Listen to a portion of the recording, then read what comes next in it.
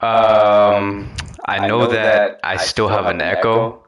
I don't know what's going on right now. I think it's because my mic is too high or something. I have no idea what's going on, but hopefully it doesn't sound that bad because I heard like my echo is it really doesn't sound that bad. I think I just have to kind of like speak softly so it doesn't hurt everybody's ears, but yeah, that's kind of like where we're at right now. I have no idea how this echo came about. Yeah, no. I know that there's echo. Is it really that bad? Because some people, I don't think it's that bad. I was hearing it. It's really not that bad. I have, yeah, no, I have no idea what's going on with my mic. I really have no idea. Uh, like I was checking the settings and everything. But yeah, if it's not that bad, then we'll just keep going. Um, so one of the really bad echoes. So it's not that bad. Okay, so don't speak loud. Okay.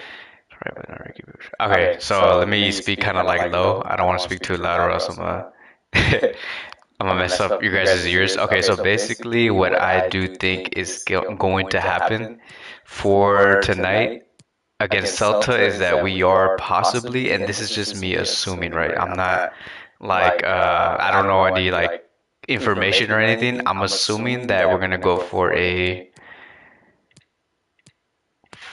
4-4-2 flat. Okay. I think that we're gonna do something like this. I think that we're gonna see Busquets. Busquets not gonna be here. Gavi's gonna be in the lineup. Gavi, Frankie here. It's gonna look something like that. Dembele on the right wing. Pedri is not gonna play, so we see Ferran Torres on the lineup. It's gonna look something like this, right? Piqué out.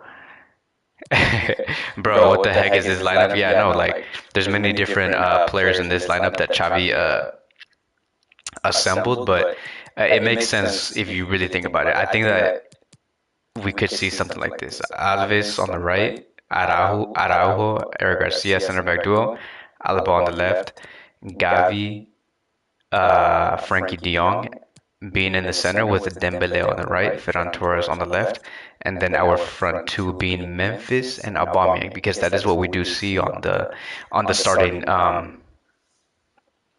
11 that Xavi did place a couple of minutes ago. And I think that this is a good idea. I really do think that this is a good idea because this is going to allow Ferran Torres to be on the wing, right? We know that Ferran Torres is a winger. He's not a striker, right? We're not going to see something like this. That's not going to exist, right? We're going to see Ferran Torres here. We're going to see Dembele on the right wing, which he is capable of. We have seen Dembele play on this position under Ernesto Valverde, under Koeman, and then we're also going to be seeing Memphis Depay playing as kind of like a second striker, which is the position that Memphis is very comfortable with. So it's going to be very interesting to see how Memphis corresponds to playing in a position like this, being that second striker next to Aubameyang. Now I know that many people are saying that we could see a 4-2-3-1 or like like what I'm seeing here. What's everybody saying? I know that some people are saying that we could see a 4-2-3-1. Some people say 4-1-4-1, but I think that we're going to be seeing a 4-4-2 because many of these players have played in a 4-4-2 system before, and especially with someone like Memphis Depay, because that second striker position, that is something that he's very accustomed to. And what better way to deal with Memphis' problem this season but to place him in the right position, right? Maybe we could see Xavi do something like that. Depay on the left, Ferran Torres being that striker with Aubameyang. Again, Ferran Torres by himself as a nine cannot play in that position. We've seen that so many times. He's not the best. We see him way more effective uh, on the left wing. Now, if we go into a four, someone is saying 4-2-4, right? Okay, so let's talk about that. Someone said 4-2. Oh my God, what am I doing? Four. Let's see, 4-2-4. Okay, so I don't even know if that exists here. Where's 4-2-4 at? Okay, right here. So if we do something like this, it's almost the exact same thing. It's just the wingers are going to be higher. That's basically it. So the 4-4-2 and the 4-2-4 is almost the exact same thing. We're just going to see a much higher much higher wingers. They're going to be pushing up higher, so we could see something like this right here. Memphis on the left, Aubameyang on the right, Torres on the left wing, Dembele on the right. Now, this is kind of like our position when we do attack, when we are in that attacking phase. This is basically what we look like, right? And we see Jordi Alba just being tucked in a little bit higher. I wish you could move these players, but we can't.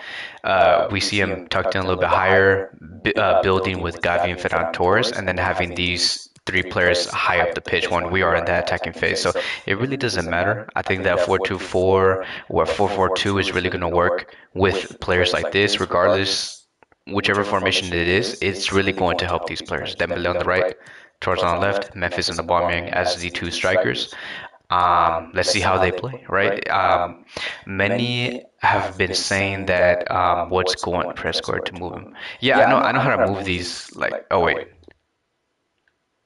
oh, I did not know that. Whoever said that, someone said press square to move them. Okay, I didn't know that, but it doesn't show the what.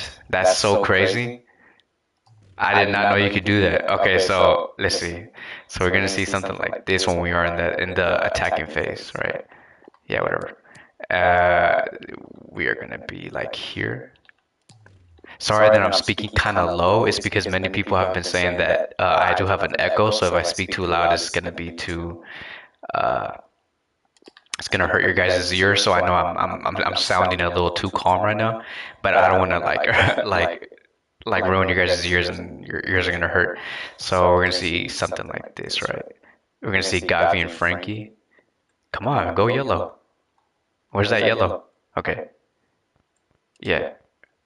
We're gonna be seeing like something like that when we go up. This is so yeah, we're gonna be seeing something like this when we attack, right? When we attack, not when we. This is not how we're gonna start.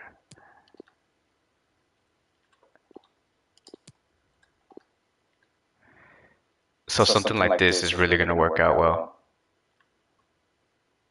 So 4-2-4, 4-4-2. Where's the yellow at? Okay. All right, so we're going to be seeing something like that. I know that looks like a mess. It's just that I can't really move players pushing forward, but we're going to see Frankie and Gavi making those runs between Memphis and Torres. We're going to see Aubameyang and Memphis just live in the box, waiting for those crosses coming from Dembele and Ferran Torres. We're going to see Eric Araujo and Dani Alves push up way higher because we need to score, right? We can't be just so comfortable in our current situation. Like I know that we do have qualifications for next year's Champions League, but we want to be in second place. It's very important. It's going to be very important for the mentality of these players. I've talked about this in the pre-match preview. We need to be in second place and stay there until the season is over, right? Because with also being in second place, we'll be in the Spanish Super Cup. We want to be in every competition next season. We want to win as many trophies as we can next season. You know, we want to be in the Copa del Rey, the Champions League, La Liga, the Spanish Super Cup, and I think that it'll help these players a lot knowing that they won the Spanish Super Cup by beating Real Madrid, by beating Valencia, by beating Real Betis, whoever they may face next season. And we want to be in second place, right? I don't want to be third.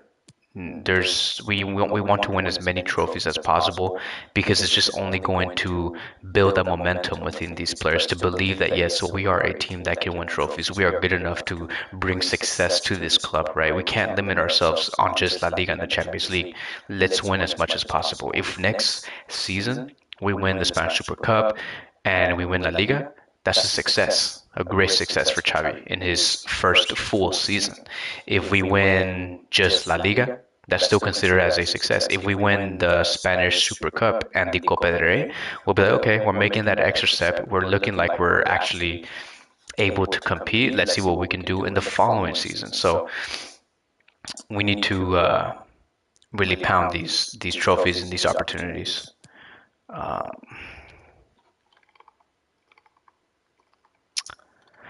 So many people have been asking like what happened with Riqui Puig, right? Because I know that Riqui Puig is supposedly supposed to be playing today.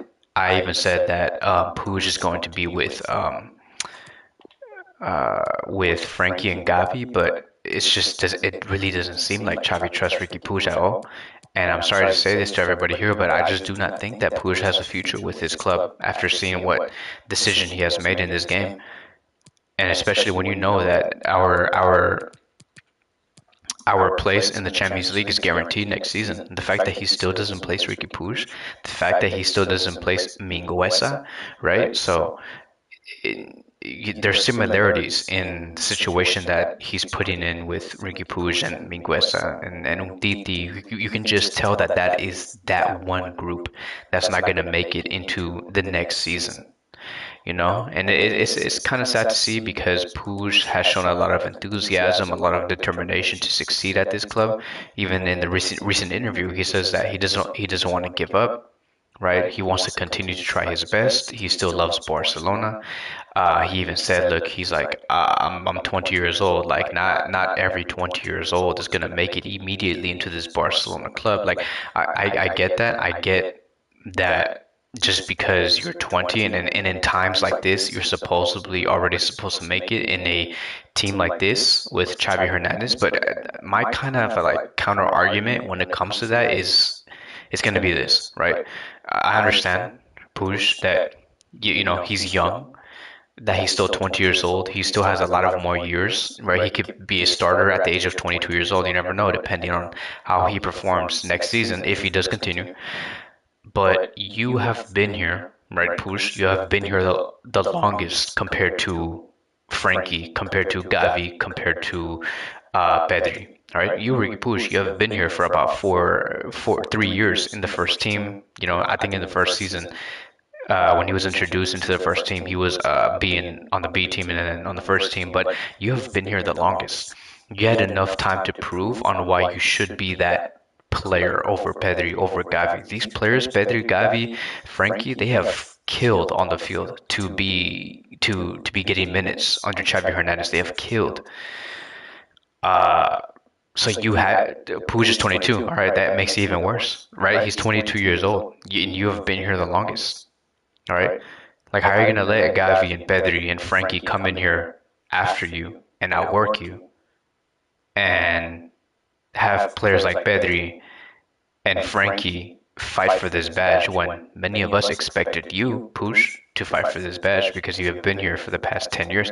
Now, I know that this is gonna make it seem like I'm hating on Riqui Puig and blah blah blah, but you guys cannot lie, right? When we speak about Puig and how he performs on the field, the energy difference, the motivational difference between how Puig plays and how Gavi and Pedri and Frankie play is just too big. Like I know that Puig has the technique, he's talented. I think that he could start for a team like Arsenal, he can start for a team like Roma, Inter Milan, right?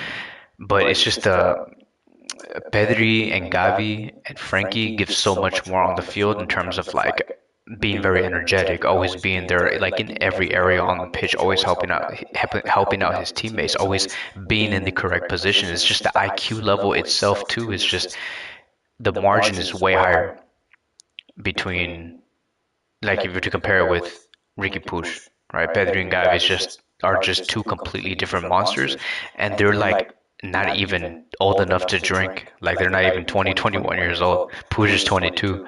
And so I think that Xavi's just looking at all of this and he's saying like he's like, okay, if Gavi and Pedri are doing this and they're showing this amount of determination to succeed and they're doing this at the age of 17, 18, 19 years old, this is the time to develop these players. It's the time. There's no way I'm gonna sacrifice their minutes for someone like Riqui Puig, who has been here for about 4 years. He had enough time to show it, but he's yet to show anything. Like there's probably some things that Xavi sees during the training sessions that he doesn't like coming from Puig, right? So it's just that's the situation that we're in. I know that there are a lot of Puig fans in this Barcelona fan base, which is okay because Puig he's a tremendous player. He's a great player. But at the end of the day, I'm also going to say this: like Xavi is the coach.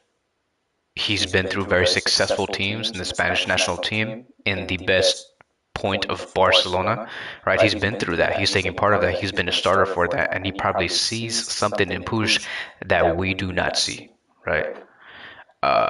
So it just sucks, right? Because I rooted for Puig. He has a great spirit, right? He's highly motivated, but it's just not his time. right now, there's a reason on why Barcelona have scouted Pablo Torre. I think that he's going to be a tremendous success in this club. I cannot wait to see Pablo Torre be alongside someone like Pedri or Gavi or Frankie or Kessi or Busquets, right? He's going to dominate the midfield because of the numbers that he brings and how much he helps his team. Like, um, I forgot the team that he plays for, but it's like a blue and white team. I forgot, right?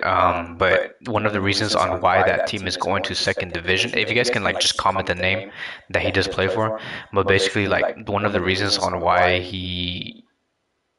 the team that he's playing for is going to the second division, it is because of him, because of Pablo Torre, right? Puig has not necessarily done that and brought something like that to Barcelona B, right? Now you can say that the level is different in the league, but it's just if you show that much effectiveness for your team, I think that someone like Pablo Torre he's going to do very well in this Barcelona team, right? So it just seems like this club is moving on from Puig. They had enough time. He's almost 23 years old. I think that he should be sold this summer for a good profit, maybe 20 million euros, maybe 15 million euros to a team like Roma, Arsenal, whoever, Leicester City, Aston Villa. Go play with Felipe Coutinho or something. But I think yeah, Racing Santander. That's where Pablo Torre plays at. Play. Let's see who scored for Aston Villa? Please do something about the echo. Yeah, no, I know that the echo is very annoying, but that's the reason why I'm speaking very low right now because I know that if I speak loud, your ears are just gonna break. But I have no idea what happened to the echo. Next time I come back to this live session, I'll fix the echo. But right now I have no idea. Um, who scored for Aston Villa? Why is everyone talking about that? Oh, Luis with a Z. Right now is a 1-1 with Liverpool. Liverpool right now are in jeopardy. It's the ninth minute, and Liverpool is tied with Aston Villa 1-1. If it stays like this, Liverpool will be behind Man City by 2 points. Liverpool were once 1 to 2 points above Man City like 2 weeks ago. This is crazy. I wish I could scream at it now. Like the amount of like energy that's trying to come out from my body right now is insane. But I'm trying my best to take care of your guys' ears because the echo is too much. Uh, Salah's on the bench. Why is he on the bench? So we can see the front three. That's crazy. Mane is on the left wing, Luis Diaz on the right, Jota as the striker. Usually we see Luis Diaz on the left, Mane as the striker, and Salah on the right. It's crazy how Salah is not starting right now. It's a very interesting decision coming from Jurgen Klopp. Oh, and side note, there is going to be a video later, maybe after the post-match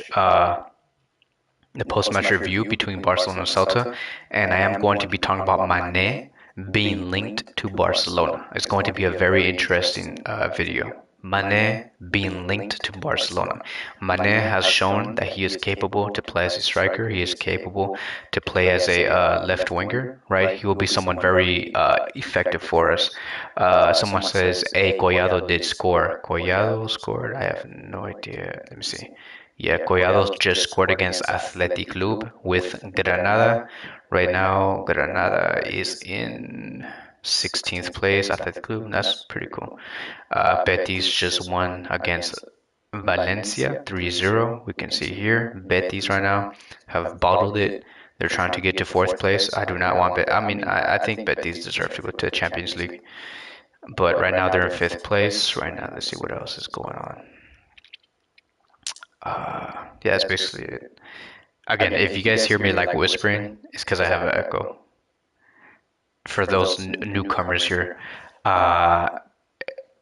maybe they will save him for Real Madrid. Yeah, maybe. I think this is what it's leading towards too, and it has not been working well for both teams. I don't know if you guys have noticed, but the way that Real Madrid has approached these games after they knew that they were going to go to the final of the Champions League, and for Liverpool, they haven't been getting good results. We look at Real Madrid, right?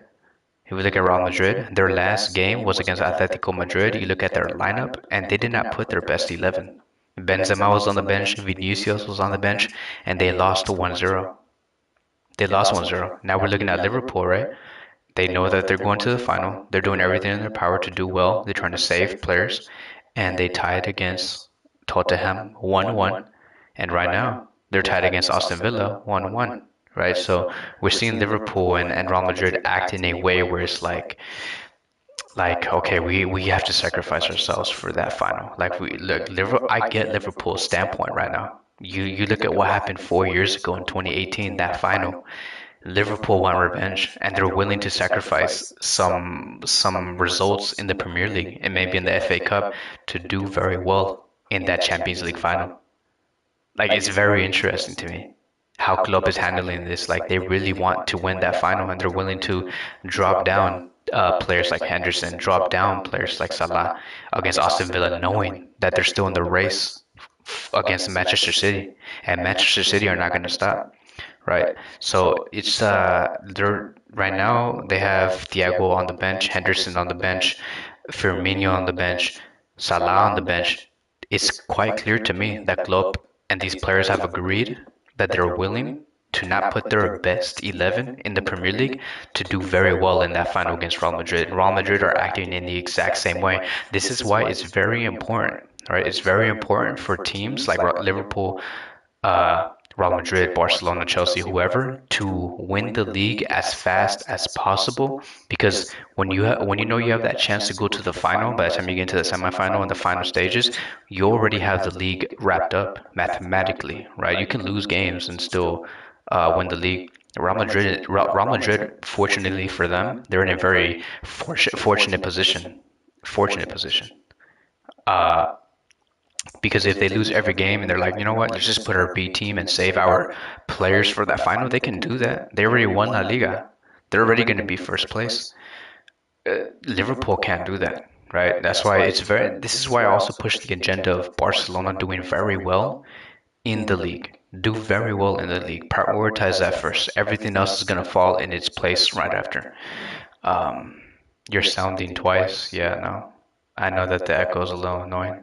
That's why I'm speaking very, very low. Again, I really want to scream. I really do. Like I want to be very active and excited, but I can't.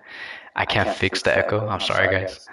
I hope Liverpool win. As Barcelona fans, we were bullied by Real Madrid fans if they win. Yeah, I mean, I don't think so. Not gonna lie, I think Liverpool should give up on the league. No, there's no way Liverpool should give up. With a team like Liverpool and having a manager like Klopp, there's no way you can just give up the league after fighting for that long, for the past 9 months. Just let it go like this, just because you want to win the final, and it's not even guaranteed. The final, for you to win the final is not even guaranteed. Like, if you give up on the league and you end up second place, right? And you end up losing the final, you win nothing, right? So try the best you can on everything, on everything. But yeah, I'm gonna end it here. I'm going to be wrapping up this live session. Thank you guys so much for joining in, and I'll see you guys next time.